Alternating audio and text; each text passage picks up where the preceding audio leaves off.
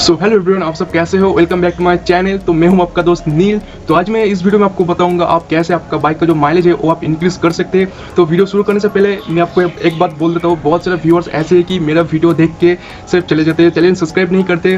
तो अगर आप चैनल सब्सक्राइब करते तो मुझे मोटिवेशन फील होता है कि मैं आपके लिए फ्यूचर में इसी तरह कॉन्टेंट लाता रहूँगा।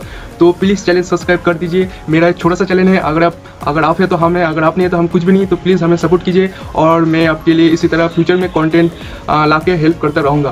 तो चलिए वीडियो शुरू करते हैं। तो जो लोग मेरे पहले से वीडियो देख रहे हैं वो सब लोग जानते हैं कि मैं रॉयल एनफील्ड यूज़ करता हूँ। ऑल्दो अगर आपके पास कोई स्पोर्ट्स भी बाइक है तब भी आप इस वीडियो को देख सकते हैं। तो हमारा फर्स्ट पॉइंट है रेगुलर टाइम पर सर्विसिंग। आपको अपने बाइक पर रेगुलर टाइम पर सर्विसिंग कराना है। तो सर्विसिंग का मतलब सिर्फ ये नहीं है कि आपका चेन क्लीनिंग कर दिया, बाइक धो दिया, सिर्फ ये नहीं है। आपको प्रॉपर अपने बाइक पर सर्विसिंग करना है, मतलब इंजन ऑयल चेंज करना है टाइम से, आपका चेन क्लीनिंग ऑयलिंग करना है, आपका ब्रेक का शू पैड आपको चेंज करना है टाइम से पहले। तो ये सब चीज़ आपको ख्याल रखना है और जो जो प्रॉब्लम आपको दिखता है वो सब आपको सर्विसिंग का टाइम आपको ठीक करना है, तभी आपका अपने बाइक पर माइलेज ठीक से मिलेगा। तो हमारा सेकंड पॉइंट है कार्बोरेटर एंड ट्यूनिंग। अगर आपके पास BS6 बाइक है तब तो ठीक है, पर अगर आपके पास BS6 बाइक नहीं है, BS4 या BS3 है, तो प्लीज़ आप अपने बाइक का कार्बोरेटर हमेशा चेक करते रहिए, कोई प्रॉब्लम है तो नहीं। अगर आपके बाइक का कार्बोरेटर में कुछ प्रॉब्लम आया तो उसका इम्पैक्ट इंजन में पड़ता है, जिसके वजह से आपके बाइक का माइलेज ड्रॉप हो सकता है। और साथ ही साथ ख्याल रखना आपका बाइक का ट्यूनिंग पर, क्योंकि अगर आपका बाइक पर ट्यूनिंग अगर सही से नहीं हुआ तो इसका असर आपका बाइक का माइलेज पे ऊपर पड़ता है। तो जब भी हो सके आप जब भी सर्विस सेंटर में जाए तो उससे बोलिए कि आपका बाइक का ठीक से ट्यूनिंग करके दे, क्योंकि अगर आपका बाइक का ट्यूनिंग ठीक से नहीं हुआ तो आपका उसका असर आपका इंजन में पड़ता है, जिसकी वजह से आपका माइलेज बहुत सारा ड्रॉप हो सकता है। तो हमेशा ख्याल रखिए आपका बाइक का कार्बोरेटर और ट्यूनिंग पर, क्योंकि अगर आप ख्याल नहीं रखोगे तो उसका असर आपका बाइक का माइलेज के ऊपर पड़ेगा। तो हमारा थर्ड पॉइंट है बाइक टायर प्रेशर।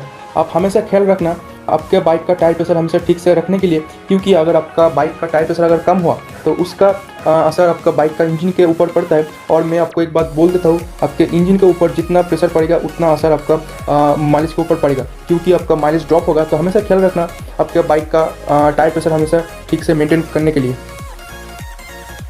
तो हमारा फोर्थ पॉइंट है चेन क्लीनिंग एंड लुब्रिकेशन। तो आप सब लोग जानते हैं जब बाइक चलता है तो उस टाइम बाइक के चेन के अंदर बहुत सारा धूल वगैरह डस्ट वगैरह जम जाता है, जिसके वजह से चेन को घूमने के लिए बहुत सारा तकलीफ होता है। तो इसलिए हमको रेगुलर चेन क्लीनिंग ऑयलिंग करना चाहिए। अगर आप नहीं करोगे तो इंजन के ऊपर बहुत सारा प्रेशर पड़ेगा, दबाव पड़ेगा, जिसके वजह से आपका बाइक का माइलेज के ऊपर इफेक्ट पड़ेगा। और मैंने आपको पहले ही बोला था कि इंजन के ऊपर जितना सारा प्रेशर आएगा उतना सारा माइलेज ड्रॉप होगा। तो हमेशा बाइक का चेन क्लीनिंग करना, ऑयलिंग करना और बाइक मेंटेन करना। तो हमारा फिफ्थ पॉइंट है टायर साइज। तो बहुत सारे लोग अपने शौक के लिए बाइक के अंदर फैट टायर इंस्टॉल करते हैं, जो कि एकदम ठीक नहीं है, क्योंकि अगर आप ज़्यादा ब्रॉड टायर अपने बाइक के अंदर इंस्टॉल करते हो तो ज़्यादा एरिया आपको कवर करना पड़ेगा, जिसके वजह से आपका बाइक के ऊपर इम्पैक्ट पड़ेगा, आपका इंजन के ऊपर बहुत सारा प्रेशर पड़ेगा और जिसकी वजह से आपका माइलेज बहुत ड्रॉप होगा। तो ब्रॉड टायर मत लगाओ, पर अगर आपका बाइक का टायर साइज़ बहुत ही पतला है तो आप 110 120 का साइज़ का टायर लगाओ, 130 140 mm का टायर मत लगाओ, क्योंकि अगर आप लगाओगे तो आपका बाइक का माइलेज बहुत सारा ड्रॉप होगा।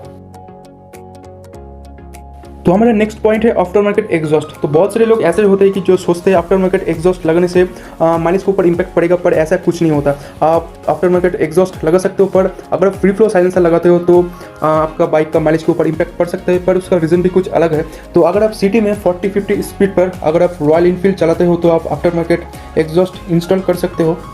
पर याद रखना फ्री फ्लो साइलेंसर मत यूज़ करना। अगर आप नहीं जानते हो फ्री फ्लो साइलेंसर क्या होता है और अगर आप चाहते हो मैं इस टॉपिक में वीडियो बनाऊँ तो आप मुझे कमेंट कर सकते हो, मैं इस टॉपिक में वीडियो बनाऊँगा। तो हमारा सेवेंथ नेक्स्ट पॉइंट है ओवर ब्रेकिंग। अगर आप नहीं जानते ओवर ब्रेकिंग क्या है तो मैं आपको एक बात बोल देता हूँ। आपको पता है आपको सामने रुकना है, तब भी आप 50-60 स्पीड पर चला के आप सडन ब्रेक मारते हो, इसे ओवर ब्रेकिंग कहते हैं। तो आपको ये सब नहीं करना है, आपको धीरे धीरे ब्रेक मार के आपको रुकना है। तो आपको याद रखना है आपको ओवर ब्रेकिंग नहीं करना है। अगर आप ओवर ब्रेकिंग करते हो तो आपका बाइक के ऊपर बहुत सारा प्रेशर आता है और साथ ही साथ आपका ब्रेक का जो शू पैड है वो भी जल्दी घिस जाते हैं। तो आपको ओवर ब्रेकिंग नहीं करना है। नेक्स्ट पॉइंट है gear shifting and speed economy. तो बहुत सारे लोग नहीं जानते कौन सी गियर में कौन से स्पीड से चलाने से माइलेज मेंटेन रहता है। तो मैं आपको बोल देता हूँ। तो आप स्क्रीन पर देख सकते हैं, आप नोट कर लो। 0 से 15 के बीच आपको फर्स्ट गियर डालना है, 15 से 25 के बीच आपको सेकंड गियर डालना है, 25 से 35 के बीच आपको थर्ड गियर डालना है और 35 से 50 के बीच आपको फोर्थ गियर डालना है और 50 के अबव आपको फिफ्थ गियर डालना है। और इसी तरह आपको नीचे भी आना होगा। आई होप आपको समझ में आ चुका होगा, और अगर आप इसी तरह स्पीड मेंटेन करके अगर आप चलाते हो तो आपका माइलेज भी ज़्यादा मिलेगा। तो इसके बाद हमारा नेक्स्ट एंड लास्ट जो पॉइंट है, never park under direct sunlight. आप कभी भी अपने बाइक को डायरेक्ट सनलाइट के नीचे पार्क नहीं करना है। कोशिश करना शेड, जहाँ पर शेड है वहाँ पर पार्क करने के लिए, और अगर शेड नहीं है तो बाइक कवर आता है, और बाइक कवर भी नहीं हो तो चद्दर है, सबसे अच्छा है चद्दर से अपने बाइक को ढक दो। बिकॉज आपको पता होना चाहिए पेट्रोल गैस के फॉर्म में उड़ जाता है, तो हमेशा ट्राई करना अपने बाइक को किसी शेड एरिया पे पार्किंग करने के लिए। तो मैंने अभी तक जो जो पॉइंट आपको बोला है, अगर आप इसे फॉलो करते हो, कौन सी गियर में कौन सी स्पीड पकड़ना चाहिए, अगर आप रेगुलर अपने बाइक को मेंटेनेंस करते हो, मतलब जो जो पॉइंट मैंने आपको बोला है, अगर आप इसे फॉलो करते हो तो आप नॉर्मली 38 से 42 के बीच आप नॉर्मली माइलेज पा सकते हो। सो आई होप आपको मेरा छोटा सा वीडियो अच्छा लगा होगा। अगर अच्छा लगा है तो प्लीज़ लाइक कर देना। अगर आपके पास कोई भी क्वेश्चन है तो आप मुझे कमेंट कर देना, मैं आपको रिप्लाई कर दूंगा।